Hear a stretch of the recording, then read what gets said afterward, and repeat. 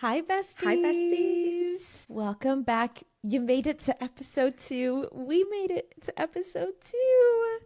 Oh my gosh. So exciting. So many of you listened to episode 1. Way more than we could have ever thought would actually happen. I thought we were going to be talking to ourselves here, and hundreds of you guys listened in, which is insane. Absolutely insane. So insane. And also the amazing feedback we got. Thank you guys so much. A lot of you even already DM'd us to be a guest. You guys were DMing us story times. You guys were just giving us feedback, and it was great. And we appreciate the feedback so much, good and bad. And from that, we've learned that a couple of you guys were just a little confused on the purpose of this podcast. And you guys, first of all, bear with us. We are not podcasters before this. We, like to have our little TikTok videos that we can edit.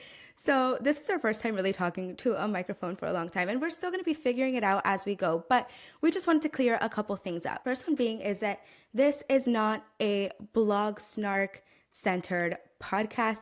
Obviously, we did talk about it in the first episode, and every once in a while, I'm sure it'll come up, but that is not the whole purpose of this podcast.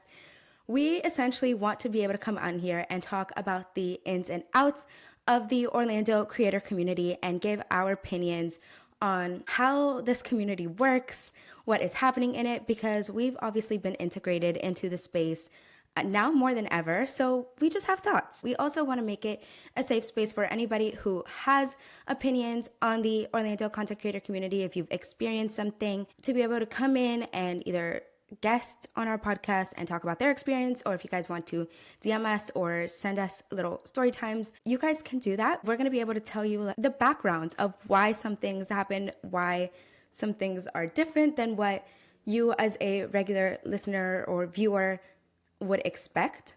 And then we also just want to be able to come in and give anybody who is in a similar position as us, who is a smaller content creator and are trying to come into the Orlando content creator community. We want to be able to give you guys tips and tricks on what we have learned, talk about cool events that we're going to and how we got invited to those. And yeah, we just want to make this a fun little community here. But I will say, we do have to read one more Blog Snark post, because other than the fact that it may come up once in a while, but yesterday, or was it? No, it was like a couple of days ago. Someone posted a super juicy post. So we have to just talk about it really quick, and then we'll move on to the actual podcast episode. So this person says, I'm so confused by this creator's new Disney content creator spill the tea type podcast. She stated in the podcast she doesn't involve herself in drama, and she had issues with drama last year. But isn't starting something controversial like this also drama? The entire podcast was talking about this blog snark, but not naming names, as if we can't run here to see exactly who she's not naming. And then let me read you the responses. Someone says, it's always someone who doesn't even get talked about on here, who is loud about posting about it. I don't even know who that is, but it's giving that they're desperate to get talked about on here for the attention. Another person says, the entire thing is a stupid idea. It's giving off icky mean girl vibes, which I never got from her. I am especially interested in the fact that they have guests coming on. All that's going to happen is these two girls are going to get themselves pulled into drama, and they'll be the ones going down with the ship. Like, why do you want to be involved with drama that has absolutely nothing to do with you? I immediately unfollowed both of them, because who wants to follow content creators who get a kick out of watching other people's drama? Especially when we don't know all the drama and how it affects the people involved. It's giving High School Mean Girl, and I don't want to see it. And then someone else said, it was so bad. That was zero tea spilled. They also said so many incorrect things, especially about Run Disney. These influencers love to speak confidently on things they don't even know. That's crazy. Whoever this creator is literally such a hypocrite, because who's going to say that they don't want to involve themselves in drama, and then they literally start a drama podcast? That's crazy. Yeah, they literally sound like the worst. I'm also going to unfollow them, I think, actually. Yeah, actually, I'm going to look up their username. Who is this? One of these is a petty post. I think that the one that's talking about it's icky giving off mean girl vibes, I think is a petty post, because if you're on here, I'm 99% sure you've already posted about other creators. So how are you going to say this creator is being a mean girl if you've gone and posted on this Reddit? Truly. I don't, do people know that on Reddit we can go back and see if you've posted before? Like, I'm not sure, but like you can actually find the username and see exactly all the other posts these people have made. It's kind of crazy. kind of crazy, but hey, I think they're right. These two girls seem irrelevant. So, who do they think they are? I say we cancel them. I I say agree. I say we burn them down with the ship right now before they even think they're going to get big. So yesterday we ended up going to a YouTube event, but not like, oh, like a fun like YouTubers get together. Well, yeah, but like hosted by the King YouTube himself, which is so crazy. Our So friend crazy. Maddie, she was so sweet and she invited us out with her and nominated us as creators to go. And YouTube accepted us. I just want to make this clear. Oh, Like yeah. Maddie nominated us, and then someone at YouTube looked at us and said, "Yes." Like what? I That's know insane. it was so crazy. And then we met so many people, and I will say every single creator I met there was like maybe 50 or 75 people there. They were all full-time content creators. Yeah. I mean, And we're like not. no. Listen, you guys, like I to me is a little more relevant than I am. I am fully aware that Barely. I am irrelevant. So I was kind of walking in there. We didn't have any idea what this event was about. Like we got nominated and we were like, of course we're gonna go. Like who says no to YouTube? But essentially, Tamia and I spent the morning Google searching like little rats trying to find any tidbit of information on this event. All we had was the name, and everything we found was like videos that other YouTubers have made of events that have happened in their city. But it's all been like speakers are there, and yeah, there's some networking, but it's really more about like learning. And so I kind of knew that wasn't the vibe for ours based on the location, but I still was expecting something like that. And so I walked in there wanting to learn. And then they were like, yeah, no, just go mingle. And every single person we were mingling with was like, yeah, I've been doing this full time for X amount of years. And oh, I actually just left my 400,000 followers on TikTok so I could focus full on YouTube because I have way more followers on there. And I was just like, But what it's is not even, happening? to me, the craziest part was that majority of them didn't even say outright, like, oh, I do this full No. time. It was kind of like you could gauge it out of what they were saying, and it was implied. And I would be like, oh, like, which one's your biggest platform? Everybody was asking everybody, like, what's your niche? What's your biggest platform? And then nobody really asked, is it full time? So I was like, oh, do you do this full time? Because I'm freaking dumb and gave myself away like that. And they were like, yeah, of course I do this full time. And I'm like, oh, No, of right. course. Of course. Of course you do that full time. I'm so happy for you. I think the funniest moment for me was I was talking to somebody, and I can't even remember, like, we talked to so many people, but I was talking to somebody, and we were asking our, like, the questions that Tamia just mentioned. What's your niche? How long have you been doing this for? Whatever. So she asked me how long I had been doing this, and I was like, oh, I just started my YouTube channel last year because I did, and I'm a little baby YouTuber. And they were like, oh yeah, I also just got monetized on YouTube last year. I just was like, right. That's what I meant. That's what I meant for sure. For sure. Just gonna Right. head on out of here. I do not belong here.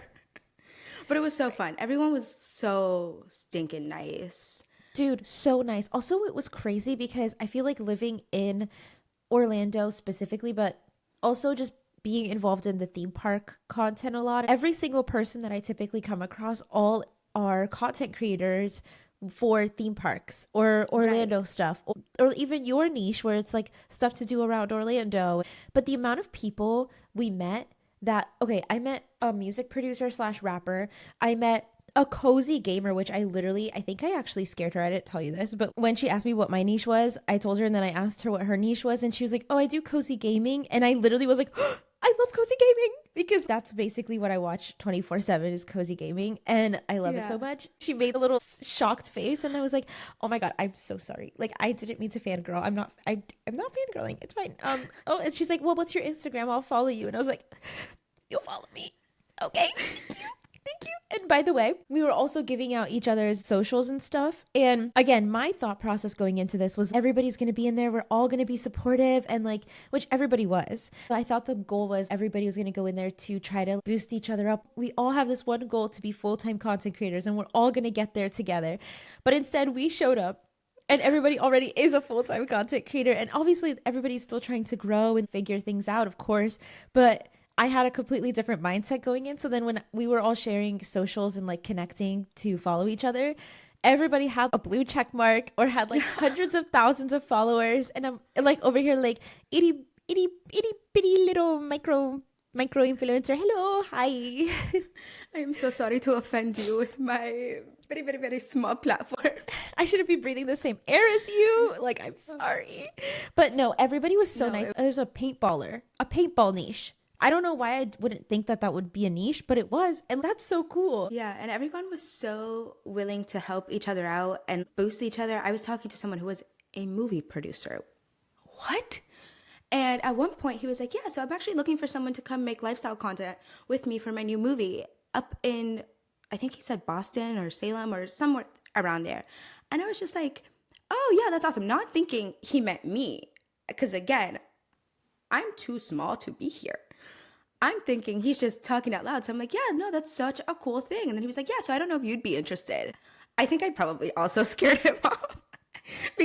Not because I like was like, oh my God, yes. But my face probably was just, oh, you were asking me. Oh, okay.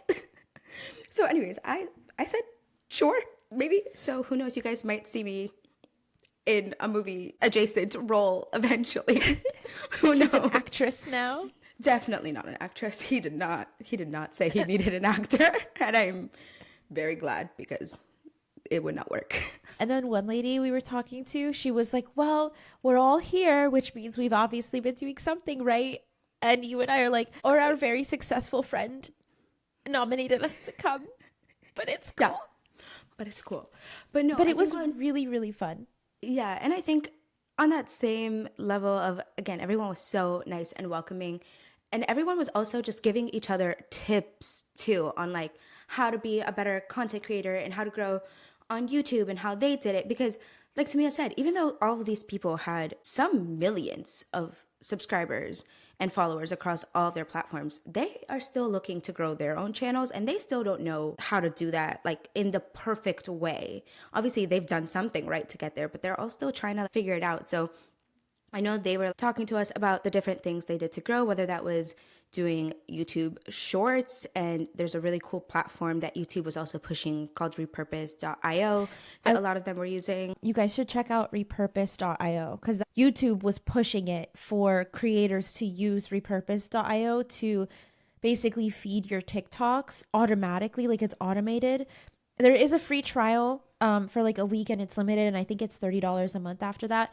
But they were pushing creators to essentially automatically feed TikToks or Instagram. Like you can choose which platform it takes the video from and which platform it feeds it to, and then you can choose the frequency of how many times it posts or if it does only the newest ones that you do. Lots of cool stuff, but I've been using it for a little while and I don't necessarily know if it's been helping in terms of like views on shorts and stuff. I'm now trying a different method that someone said, which was to not use hashtags in shorts. So we're going to try that, but they were really pushing that. So maybe take a look at that. Yeah, but I think the one thing is that everyone is trying different ways to grow. And it just also got me thinking about something that I know is kind of a trend, not just in Orlando, but I know a lot of people in a lot of different niches do this, and we should definitely not be doing this. And if you are, please stop. And that is buying followers. I've seen so many people on threads talking about how they can tell when someone buys followers because the engagement is all over the place on their platforms, or they have no engagement at all. Or companies will look at people that are buying followers. It's like very easy to tell. And so I know that seems like the easy way to grow and the easy way to make yourself look bigger. But I promise you that a smaller platform with real followers and real engagement is going to get you it's going to get you farther than a large platform with very obvious bots. And I remember a couple of weeks ago, I even saw something on Threads where someone posted about this. And a lot of people were in her comments kind of upset at her for calling this out, that people buy followers.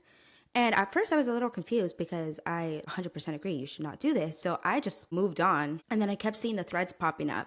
And so obviously it's a very hot topic that people think there's nothing wrong with it. But not only can people tell, but brands, they'll see if all of your comments are from bots or if your engagement rate is like under 1%. That's usually a pretty good indicator that they're bots. And they will stop inviting you to events and stop asking you to do collabs or sending you PR because it is painfully obvious. And not only that, but that means that your videos aren't going to anyone that actually wants to watch your videos. So you will never grow a real following if you've just been feeding your algorithm with bots. Also, sorry guys, the pollen levels, as you know, are insane these past couple of days. So if you hear sniffling, I apologize so terribly. Like you said, it's so easy. I've talked to people who work in marketing and media and work with content creators, and they say they use like a website and a tool to figure out who is buying bots and fake followers and using bots for engagement and who isn't. I think these are less worse than buying followers, but it same goes with engagement pods. I know that's been a really popular thing too, to find people that obviously want to support you because they're also content creators and want to grow. And so you kind of start this little engagement pod where it's like, oh, let's all follow each other and let's all comment on each other's stuff and let's all like each other's stuff, which there's nothing wrong with wanting to support other content creators. I just putting that straight up in the front. Nothing wrong with that. Careful, you might end up on the Reddit. Yeah, sorry. Nothing wrong with that. Definitely go support your friends, go support anybody.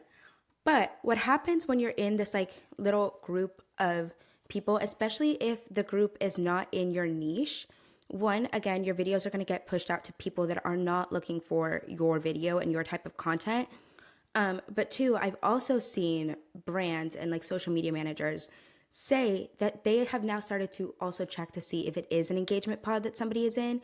And the way they do this is by scrolling through multiple of your videos and multiple of your like posts and seeing if it's the same people commenting every single time.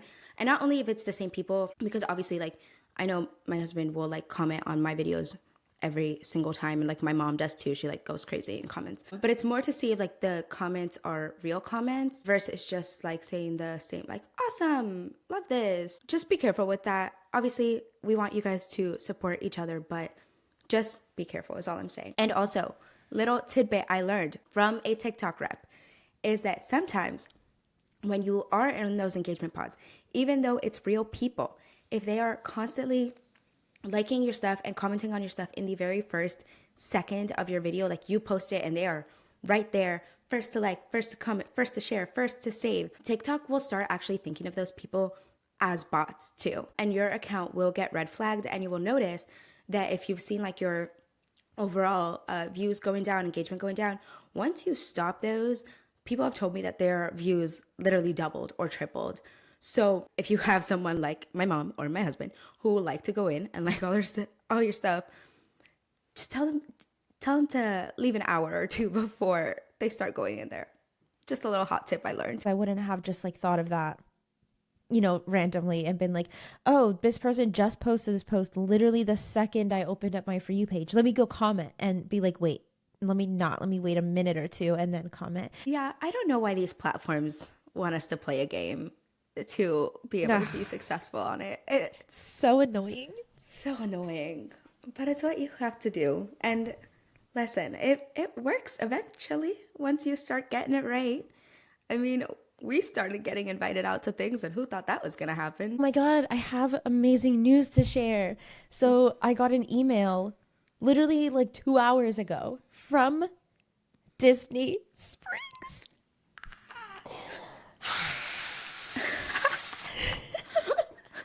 I need that full breath to be kept in there, please. I have never gotten an email from Disney Springs. I've never been invited out by Disney Springs to anything. This is my first email from them. And this brings me back to a note that we keep telling people, and we'll say it here too, is to keep your emails in your bios. Because if you're like us, where we don't know a ton of people who have connections and have tons and tons of followers, that we can just be like, hey, like, let me slide, slide us that media email so we can slide in, then the only other way is to literally showcase your email. Like, that is the literal only way. So how else would have Disney gotten my email if it weren't loud and proud on my profile page? Yeah, that's insane. And that's so exciting to get a Disney invite, because that's just the first of many. Fingers crossed. Yeah, no, definitely keeping the emails in the bio has helped so much. So that's literally how I got an invite from Universal a couple weeks ago. I've gotten literally everything has been from an email in my bio. And I always say to put it in your actual bio. I know a lot of people will put it in their little, like their link tree or whatever it is that they have. But that's just an extra step for someone to take to get to you. So make it easy. Just a quick little copy and paste into your actual bio. And also, I don't know if this is true, but I've heard that keywords, like, you should be using SEO words in your bio too. Yeah, I have it in, if you look at my name on all these platforms, even though my username is Shaneck Spines, but if you open up like TikTok and you look me up, it actually says Shaneck and then it says Orlando Lifestyle, because if someone is looking for Orlando, I will come up as a user right then and there. Because you have Orlando in your name. In my name, yeah. Gotcha. Okay. Small businesses in Orlando, I've gotten invited to a lot of grand openings or events that are happening just at restaurants in Orlando. And I'm assuming it's because they were probably just mass looking for Orlando content creators. They probably just typed Orlando into their search bar and I'm someone who popped up. Because a lot of the time I get invites before I even get the business to follow me. So it's not like they've been looking at my content for a while. It's just I obviously came up somewhere for them. Okay, but also I will say I needed a date night location one day and I was searching the best research tool TikTok, and literally the first 3 rows of videos all yours when I was looking at places. And I don't know if it's because you're my friend on TikTok that it popped up, but like the first 3 videos that came up were yours. And I was like, oh my God, if anybody else searches this, I hope that your videos are coming up first, because that's so cool. That's what I like to hear. That's what I like to hear. The algorithm is working. Honestly, I've spent a lot of time making my videos more searchable than viral, if that makes any sense. Because I think my long-term goal with any of these platforms where I'm putting up reviews is for that to happen, for someone to be able to search for a restaurant or a coffee shop or whatever it is in Orlando and my videos pop up, rather than just getting like the instant views. And so what I've noticed is that a lot of my videos will start really getting views weeks later after I post them. And it's because I've been using the little creator search insights thing on TikTok. I don't know if you know what that is, but you can go on there and it tells you what things are trending, what there's not enough content in. It's called the content gap, and it'll give you things for your niche. So I go on and it automatically will tell me Orlando restaurants is what people are searching for, or whatever it is.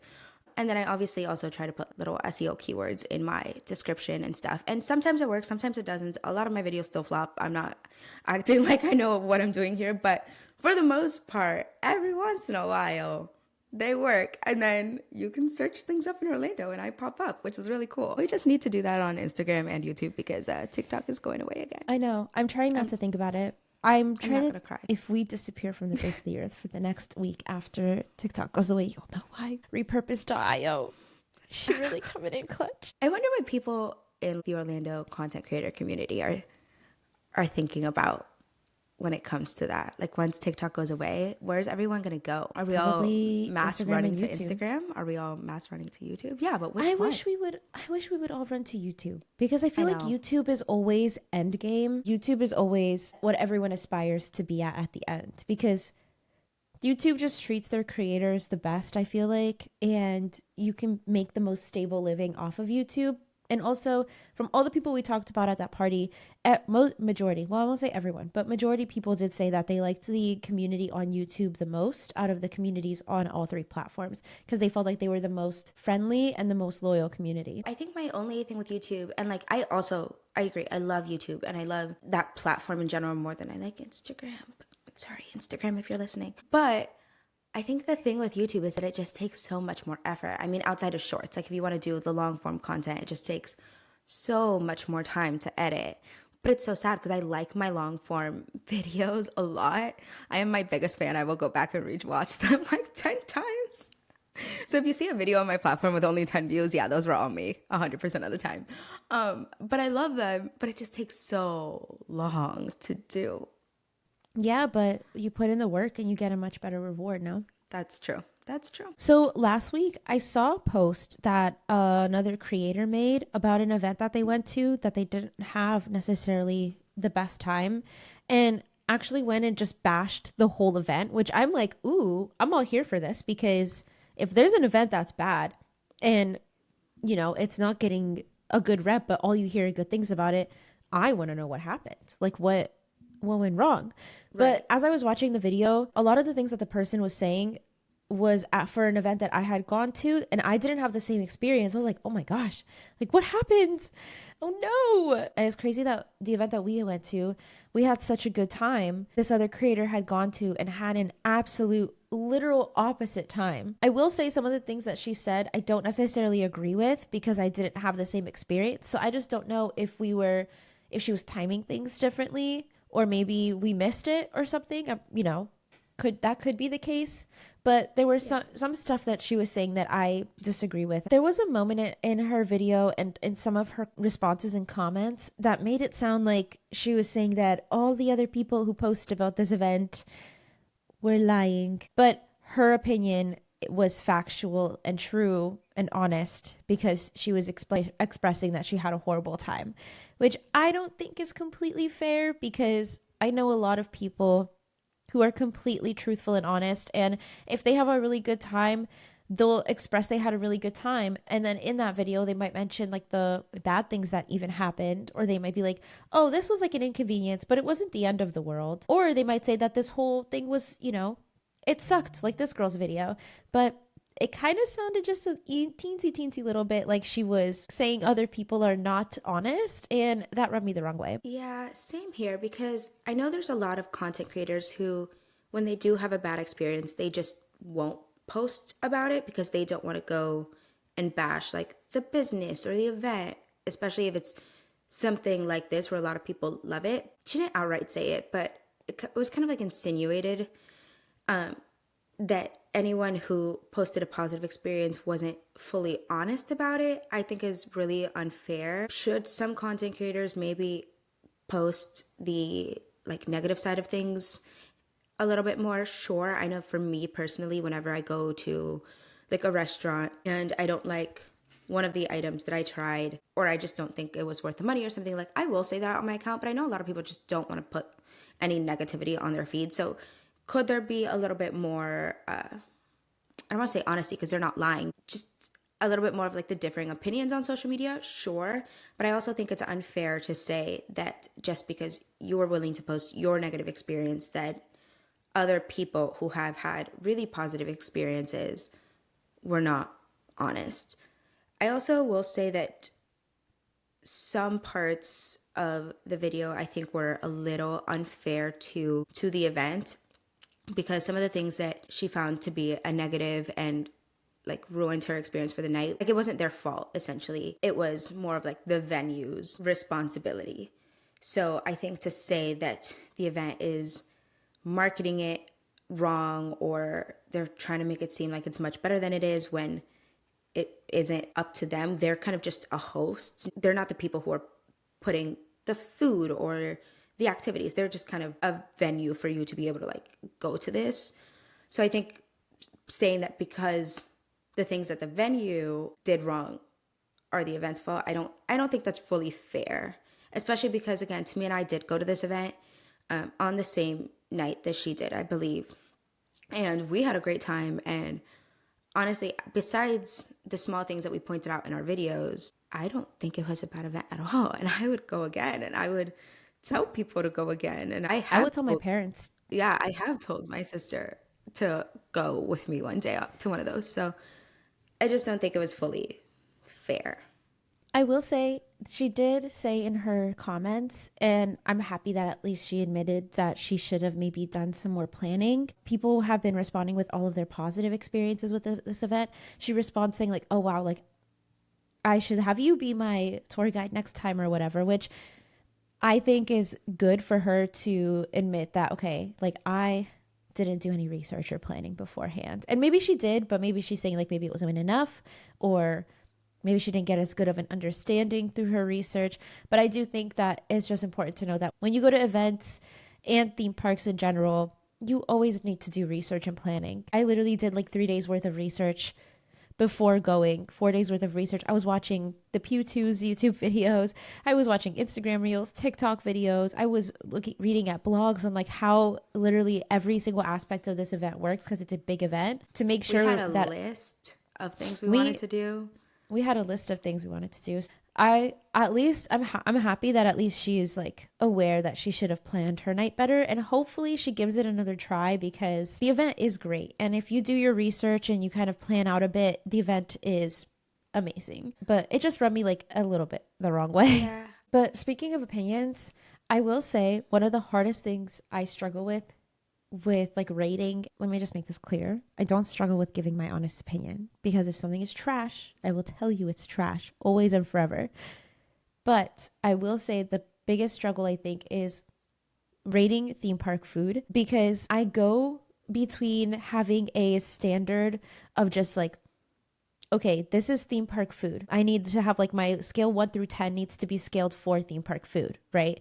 Because theme park food is not going to be as good as you going to a fancy schmancy restaurant, you know, in like downtown. Sure. But also at the same time, I think that a lot of people don't go in with the mindset of, not just people who review, just people who go to theme parks in general, don't go in with the mindset of like, this is a theme park. Theme park's going to have crappy food. That's just plain and simple. So I think that people go in without that mindset, and people go in comparing it to real world food.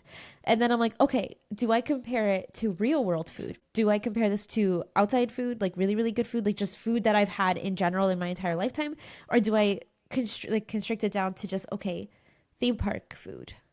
And I'm like, I don't know. I have a hard time figuring out which one when I'm rating food. See, I don't. I think I am a harsh theme park food rater for the most part, because I think I base it off of like what was marketed to me. So if I'm going and I'm eating a cheeseburger or pizza or whatever, I know that's going to be bad.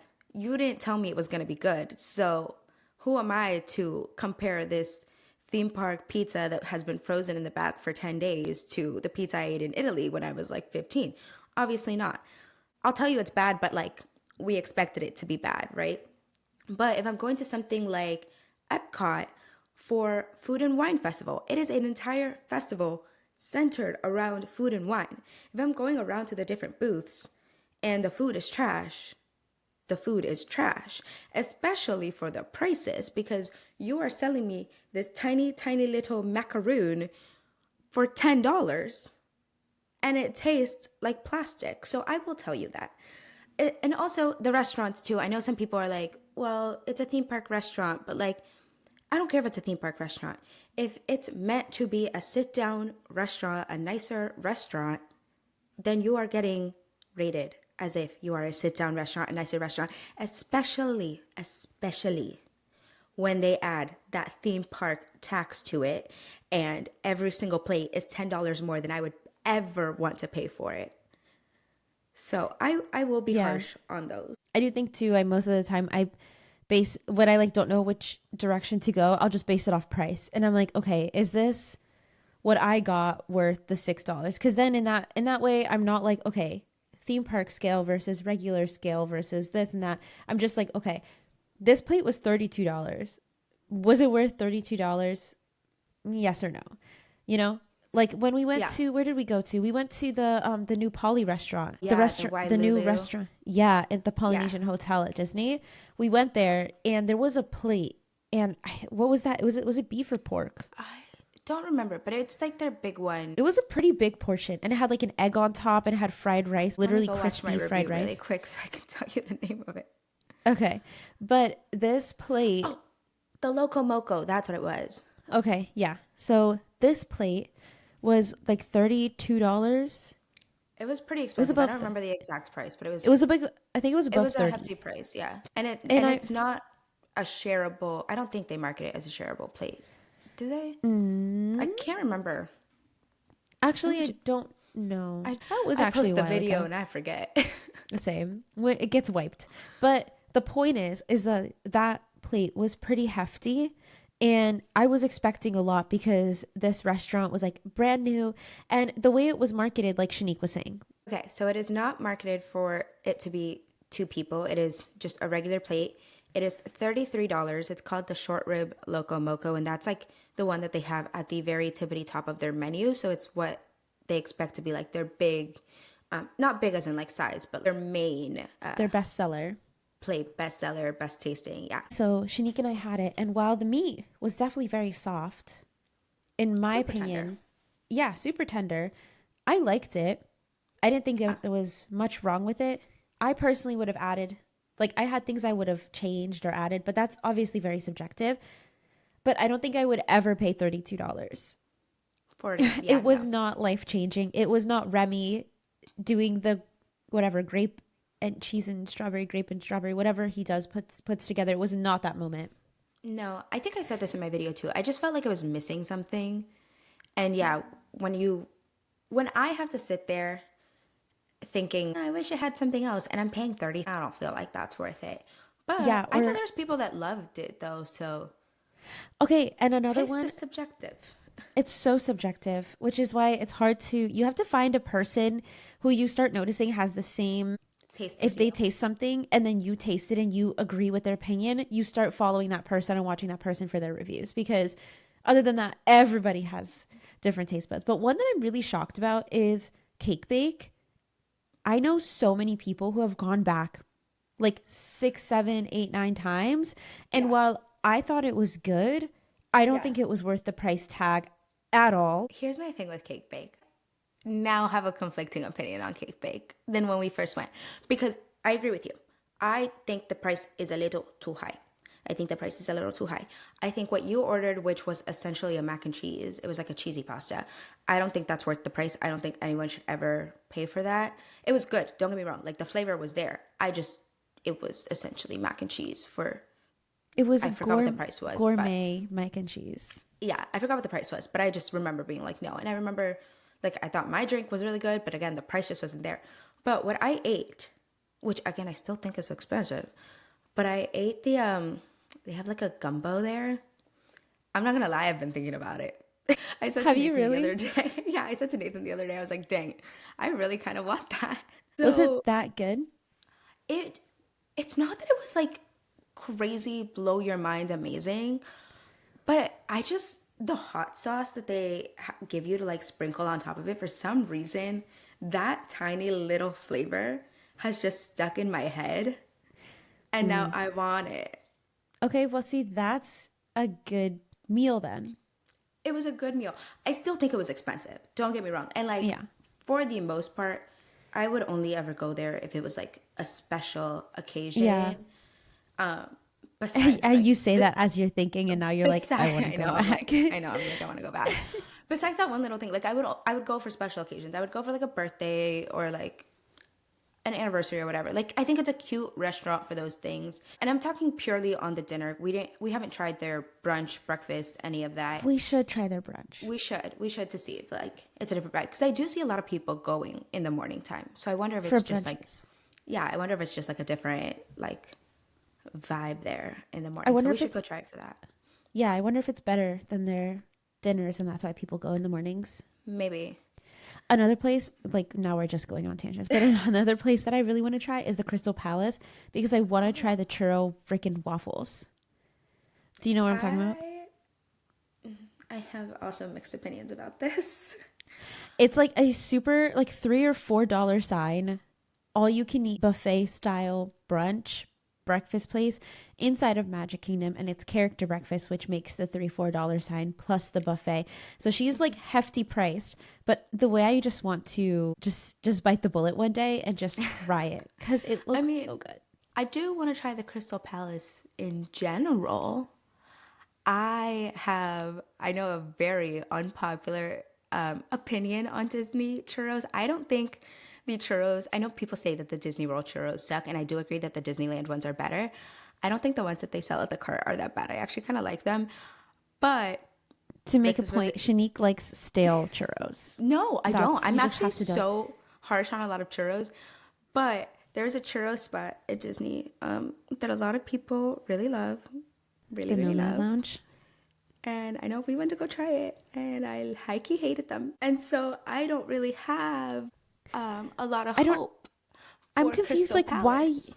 I'm confused. Well, okay. First of all, the Crystal Palace ones are literally waffles dipped in cinnamon sugar. Like that's Okay. a cinnamon. I'm pretty sure, unless it's made of churro material, like churro dough, and they've made a waffle. Which I don't. I feel I like don't that's know why not the you case. couldn't do that. I mean, I I don't know guess how churros are made, actually, now that I think about it. it's I a. mean, I It's know like it's a dough, and it's but like liquidy, and you like pipe it out. yeah, so why can't you put that in a waffle? Why couldn't you? Anyways, Maybe because it's too thick of a anyway, okay, we're getting way off topic. But the point is I'm pretty sure, do not quote me, but they look like they're just Mickey waffles with cinnamon sugar on top. If you've actually been here and you've had it, please DM us and let us know what it is. is it Because worth we're it? talking about something we don't know what we're talking about. But It's like, apparently something we do all the time. which is apparently something we do, which, you know what, this, we can talk about whatever we want. And these are our opinions. And I don't care if I don't know anything about it. I'm still going to talk about it. Right. Anyway, the point is that the Nomad Lounge ones are really good. And I personally love them because they come out warm and they're really fluffy on the inside and they're crispy on the outside and they're covered in cinnamon sugar. So like what, to me, that's like the definition on of the inside. really, I thought they were Yeah. really fluffy. And I don't like these little short churros. I don't think you can make a right consistency churro when it's that short. I mean, the consistency is going to be the same because And it's it's not. the same dough. I don't think so. It might be cooked differently, but I feel like it gets too. you too think it was too crispy. dry Yeah, it was dry. on the I just- inside? yeah. I And didn't think so. I didn't I mean, think the maybe I just sauces were haven't. like that crazy either. I don't know. I just not. I mean, I've also never been to Disneyland and had one of their churros, so The maybe, Disneyland churros are fire. I have nothing to compare to. So to me, that's the best churro I've had, and you could be totally right. Taste is subjective, y'all. Taste is subjective.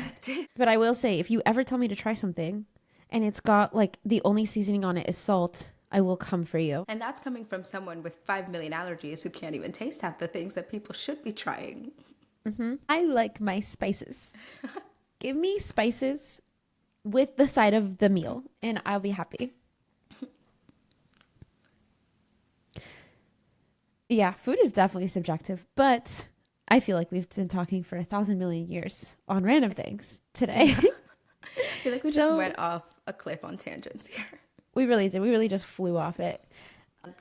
Oh, So we're still trying to figure out how we're doing everything. I'm still trying to figure out, dude, this camera situation is literally going to be the death of me. I've been using my DJI for a webcam, like for this, because my computer one is literally 720p and we don't even know what that number is in this year. And so I have my really nice big boy camera, but I need like a whole capture card to be able to use it as a freaking webcam. So we're working on lighting. We're working on figuring out what we're going to put in the backdrop. I just moved, so I'm still figuring that part out. And we're still trying to figure out like how we want to post TikToks, and we're trying to, do we even have an Instagram account for this? I don't know. Okay. TLDR, we're figuring it out, you guys. We're figuring things out. We actually appreciate all of your comments and all And of your feedback. And tell us what you guys like. Tell us what you guys want to hear.